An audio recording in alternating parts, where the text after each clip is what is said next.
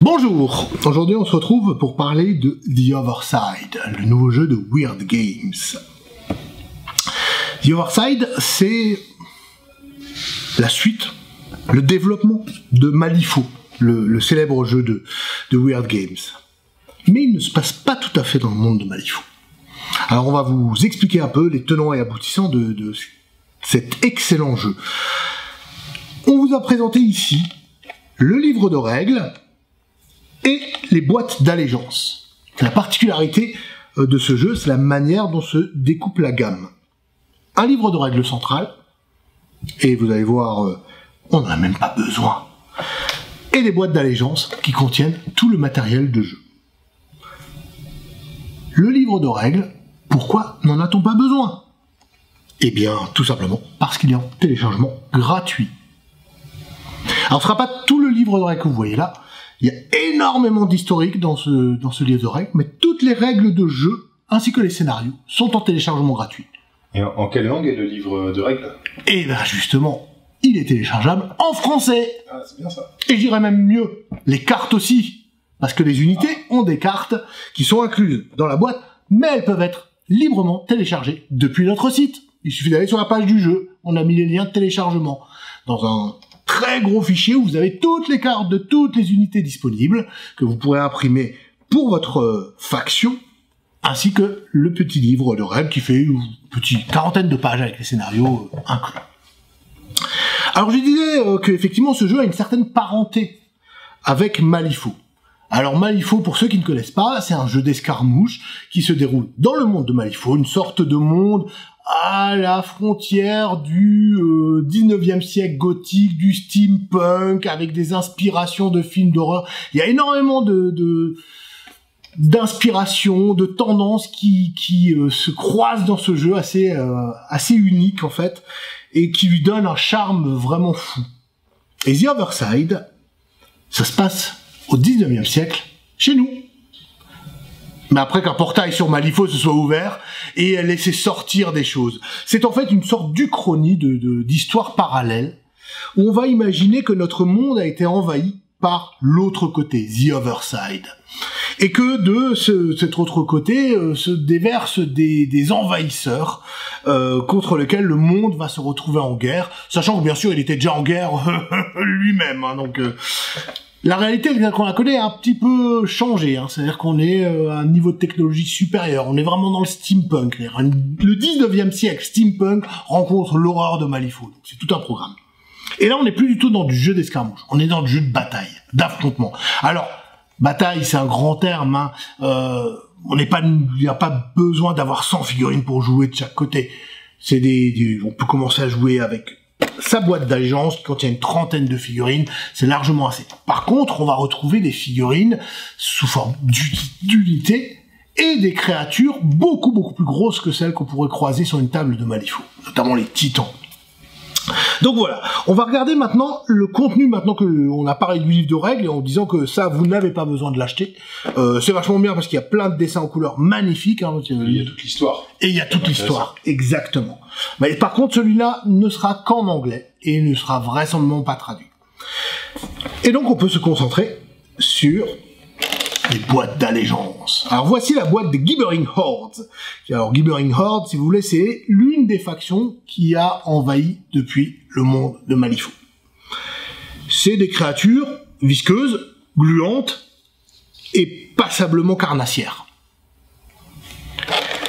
Qu'est-ce qu'on a dans cette boîte? Elles sont bien remplies, elles sont lourdes. Hein.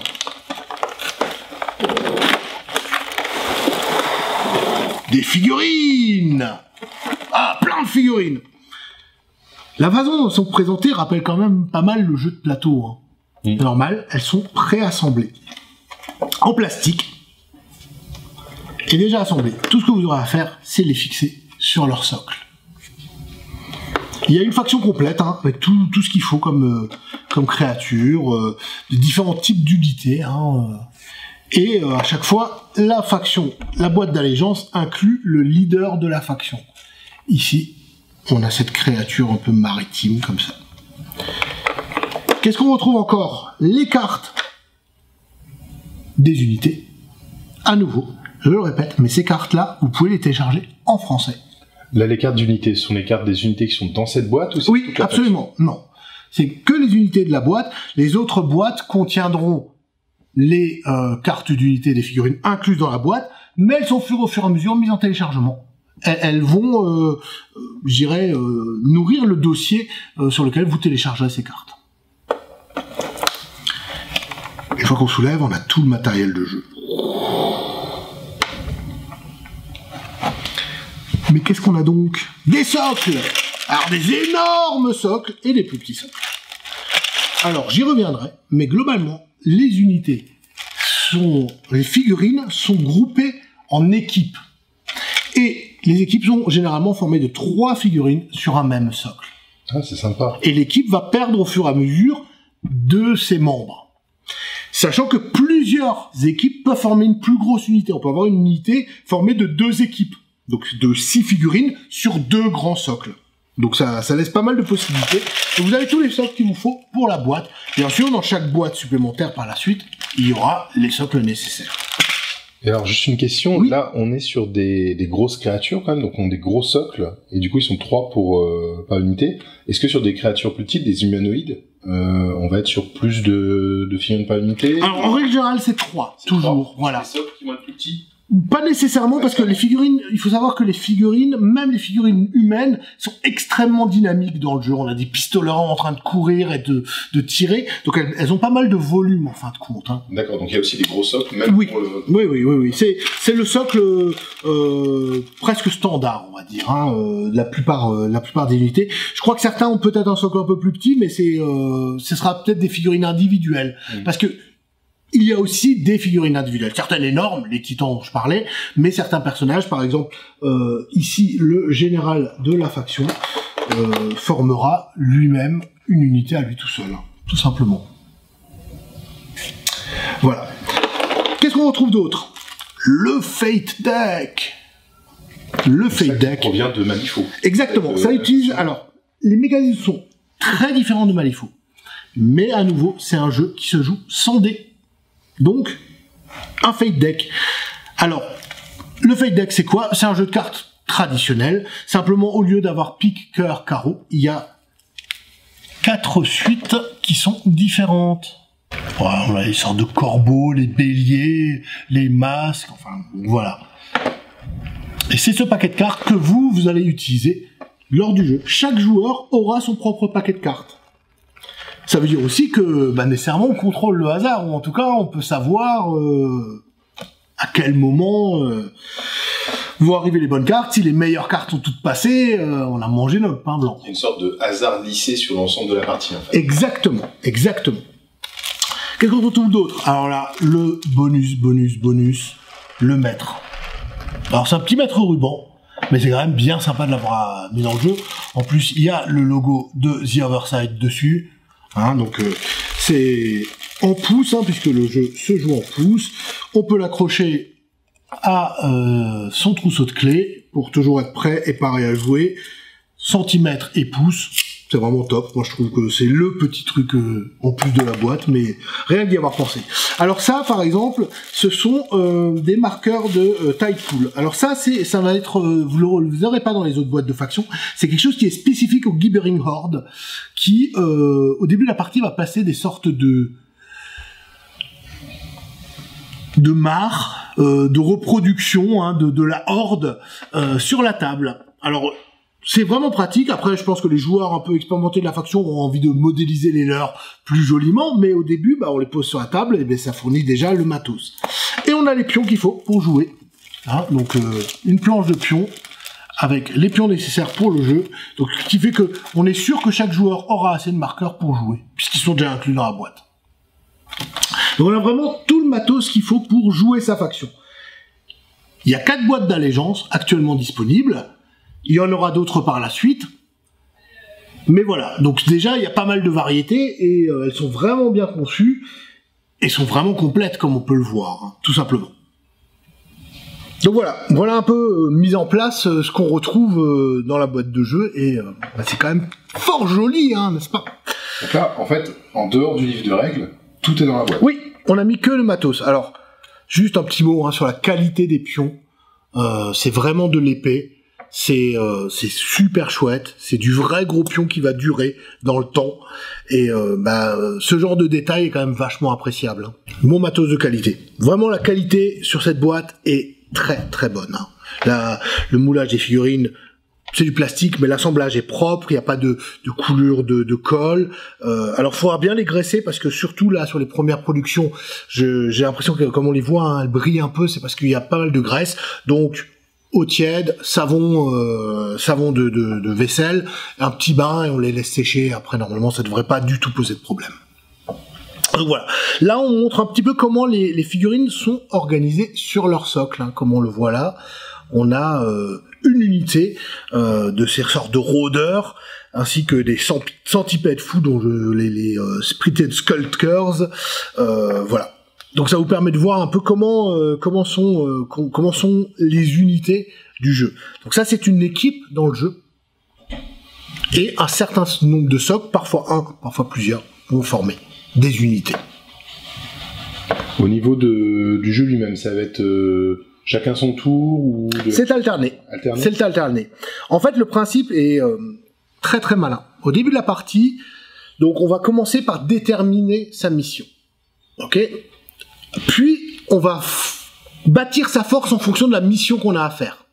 La mission est déterminée au hasard ou Oui, voilà, c'est ce qu'ils appellent les opérations. Donc c'est de choisir le scénario, mais comme certains scénarios vont jouer sur la vitesse, d'autres sur la puissance de feu, etc., ou la puissance de combat, on peut adapter en fait sa force, et c'est d'ailleurs recommandé par le jeu d'adapter sa force à l'opération qu'on va jouer. Ce qui était déjà quelque chose qu'on retrouvait dans Manifo, ouais. D'adapter sa liste une fois qu'on savait compte. Voilà, c'est ça. Et ça, il garde toujours le même principe. Et comme c'est pas du tout des budgets à 1300 points, etc., hein, c'est 20 points, etc.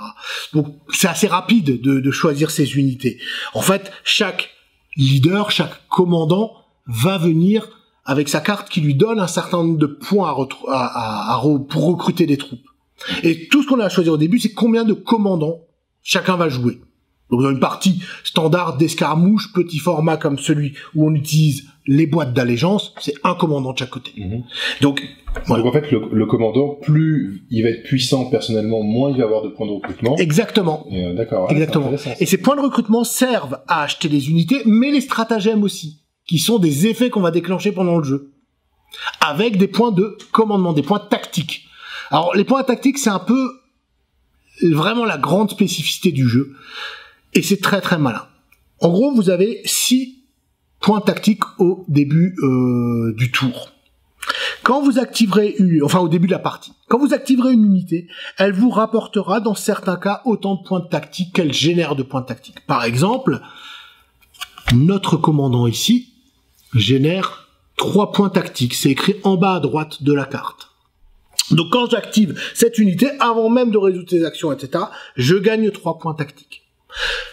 Au tout début du tour, on peut dépenser autant de points de tactique qu'on veut pour piocher autant de cartes dans notre paquet de Fate Card. Pourquoi est-ce qu'on ferait ça ?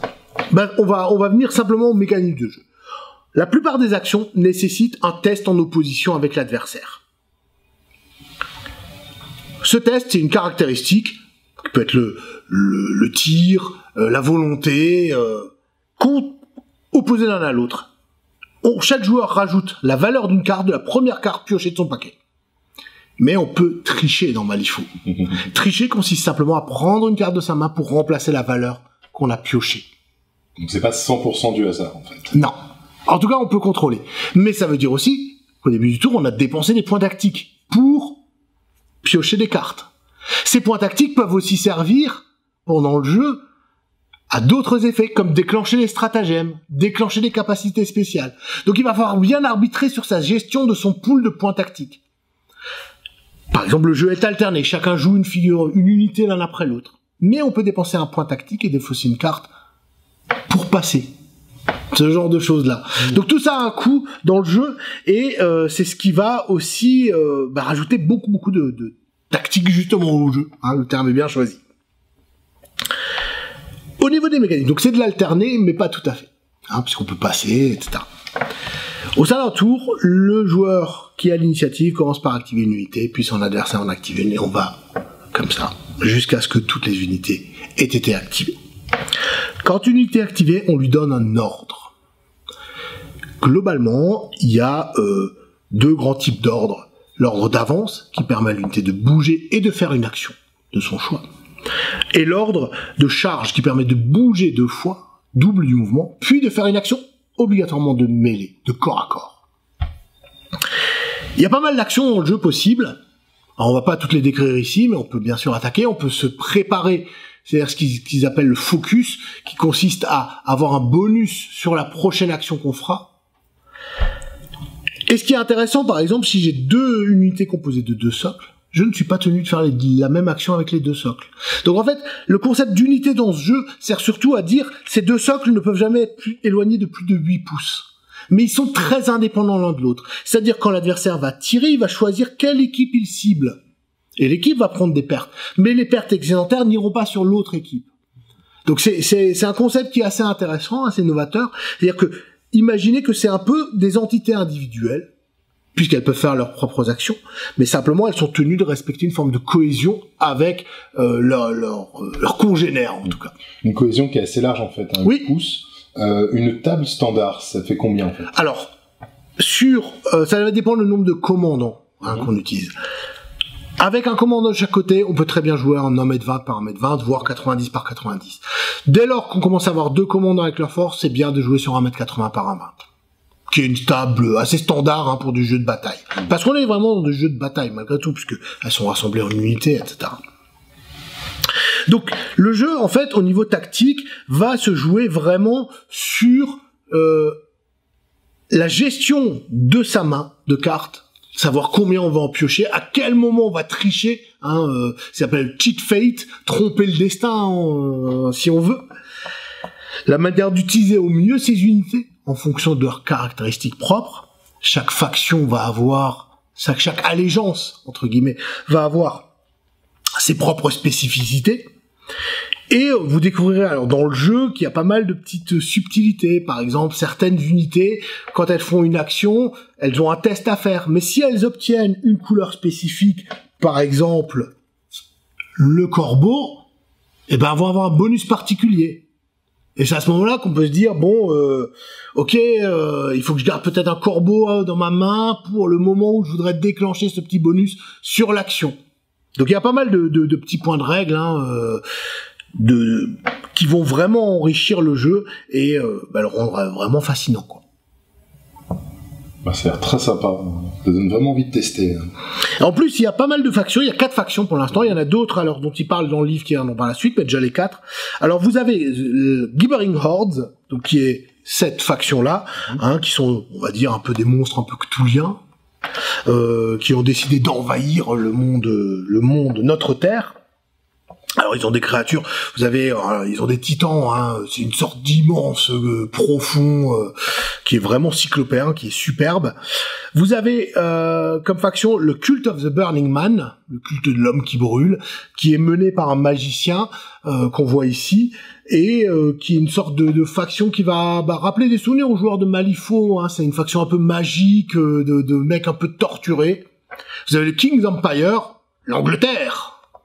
Albion qui défend, donc qui est vraiment la faction, on va dire, steampunk du jeu. On retrouve des tireurs d'élite, plein de tirs, des unités très très chouettes. Ils ont des sortes de tanks à vapeur, comme ça, des mecs montés sur des bicyclettes blindées, voilà, tout ce qu'on peut attendre du steampunk. Et vous avez l'Abyssinie. Alors l'Abyssinie, si vous ne le savez pas, c'est le nom de l'Éthiopie au 19e siècle. Et globalement, c'est Wakanda dans le monde de Malifaux. Les mecs, ils ont des super armures, c'est l'un des États, l'une des nations les plus technologiquement développées de la Terre du 19e siècle. Ils ont des armes qui commencent à loucher presque du côté du laser, avec des armures de combat, et où on mélange cet aspect un peu traditionnel africain. Et c'est superbe. Pour chaque faction, donc pour l'instant, il y a une boîte d'allégeance. Une boîte d'allégeance, c'est lié au commandant de cette faction, mais il va y avoir d'autres boîtes d'allégeance avec des mix de troupes différents et bien sûr des commandants différents. qui vont venir étoffer le jeu. Ils ont un planning de sortie qui est absolument incroyable. Je crois que c'est actuellement plus de 10 boîtes par mois qui sortent pour vraiment renforcer et offrir plein de richesses au jeu, parce qu'il y a plein de types d'unités différentes. Donc il y a des très grosses créatures, hein. Là on n'en a pas parce qu'ils sont pas encore sortis, mais le titan doit faire 4 fois la taille d'une figurine, quoi. Son socle c'est ça, hein, le titan déjà. Donc voilà, ça donne une idée de la taille. Il y a des personnages supplémentaires parce qu'il y a aussi la notion un peu d'auxiliaire pour la plupart des troupes. Et les auxiliaires, c'est des personnages individuels, mais qui vont remplacer dans une équipe un des gars, en fait. Et donner des bonus supplémentaires à l'unité. Donc c'est très très bien pensé. Bref, il y a plein de choses qui vont sortir. Le jeu, les règles sont très très réussies parce que ils ont quand même de l'expérience maintenant avec Malifaux. Ils savent concevoir des règles. Malifaux prépare sa 3e édition et je pense qu'on est tous au taquet là à l'attendre. Et c'est très très réussi The Overside. Il faut pas se laisser impressionner par le fait qu'on parle de jeu de bataille. Il y aura pas 100 figurines sur la table, il y a pas besoin. Avec des boîtes d'allégeance, on fait déjà des batailles super sympas. Voilà. Là, la boîte d'allégeance, ils mettent 28 figurines. Voilà, c'est ça. Déjà, il y a le personnage, donc ça fait c'est 27. Voilà, c'est ça. C'est ça. On commence avec ça. Si après on a envie, on peut prendre des petites boîtes d'extension avec des unités toutes faites. Qui sont prêtes à jouer. Il y aura les cartes, il y aura les socles, hop on monte sur les socles et on peut se lancer dans la bataille, et au fur et à mesure on peut étendre éventuellement si on en a envie le format de jeu. Mais avec les boîtes d'allégeance vous avez tout le matos pour jouer et ça c'est top. C'était The Overside, j'espère que ça vous a plu, en tout cas nous ça nous a beaucoup plu, et à bientôt pour une nouvelle vidéo.